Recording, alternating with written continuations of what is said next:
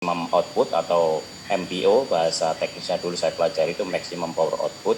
Artinya memang harus di setting yang namanya prescription, itu masing-masing frekuensi itu sesuai dengan audiogram yang dimiliki oleh anak, sehingga gain itu intinya penguatan suara-suara yang masuk itu ditingkatkan kekerasannya, itu namanya gain. Tapi juga tidak boleh serta-merta hanya mengeraskan, tapi ada yang namanya maximum power output, itu limitation level yang paling keras didengar itu harus dibatasi. Tujuannya untuk melindungi supaya kalau suara terlalu keras itu melalui alat bantu dengar itu tidak menyakiti anak, bahkan side effect-nya bisa memperparah ketulian.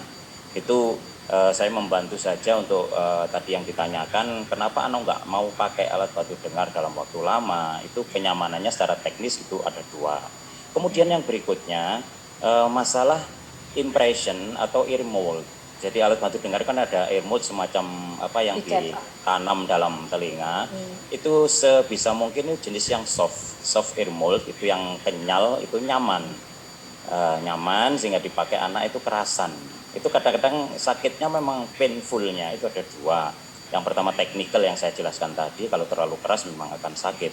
Yang kedua masalah kenyamanan ear mold. Kalau ilmunya nyaman, soft, itu juga akan nyaman membuat anak itu juga, ini salah satu dari segi teknis supaya anak mau memakai. Terus yang kedua memang behavior sama istilahnya kita merubah pembiasaan dari it is a must menjadi it is a needs gitu kan. Jadi kalau anak itu memerlukan, membutuhkan, maka dia akan senang untuk memakai alat bantu dengar. Itu mungkin membantu pengalaman saya selama menjadi guru tunarungu, dan kebetulan juga salah satu alumni pelatihan dari almarhum Ibu Patricia itu, dan kami merasa bukan hanya kolega tapi keluarga yang ada di Australia yang datang ke Karya Mulia. Kemudian yang ingin menambahkan yang kedua, kalau diizinkan, masalah anak yang tidak punya pina, bahkan yang telinganya ini tertutup sama sekali, itu ada. Itu maka solusinya memang menggunakan bone conduction hearing aid. Jadi itu ada alat bantu dengar khusus yang dia penghantaran suaranya itu melalui tulang mastoid di belakang telinga ini. Jadi ditempel, kemudian ada bandonya seperti itu yang tadi digambar. Itu fungsinya memang suara masuk melalui tulang mastoid.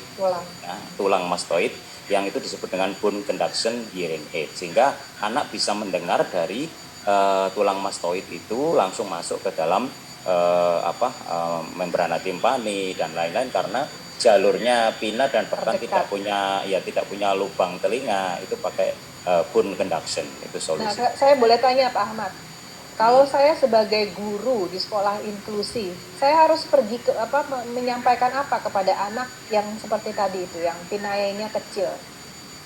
Oke, kalau jadi dia harus mencari bantuan kemana? Itu ada di setting Indonesia. Ya, kalau di Indonesia kita konsultasinya ke provider yang menyediakan alat bantu dengar itu, terserah mereknya apa, cuma saya menyarankan memang yang harus bermerek, artinya di situ kan ada tes pendengaran dulu, ada pemeriksaan, seperti kacamata itu loh. Tapi alat bantu dengar itu lebih detail, jadi tiap frekuensi. Bukan ke tenaga medis dulu ya Pak untuk diukur? Kalau urutannya memang kan yang jelas kalau di Australia ada audiologist gitu kan. Tapi paling tidak kalau di Indonesia ya sekarang sudah ada audiologisnya yang barusan lulus kemarin itu ya. Intinya kita memang menjalin kerjasama dengan THT dalam hal ini kita kan kita punya Dokter Nyilo ya, itu memang sebagai early detection untuk besok lah. Kebetulan saya besok itu early intervention in terms of educational services gitu ya untuk anak. Baik, terima kasih banyak. Terima kasih banyak Pak Ahmad. So Pak Ahmad, yes, Helen and Tricia, Pak Ahmad just give sharing about his experience, especially for targeting this question about how to support a young child to use the hearing aid, and also some tips, strategies where to go when your child needs hearing aid, that he later would give tips about going to the provider so the parents can go there other than going to the medical team, but of course they also can go to the provider. Oh ya Ibu, tadi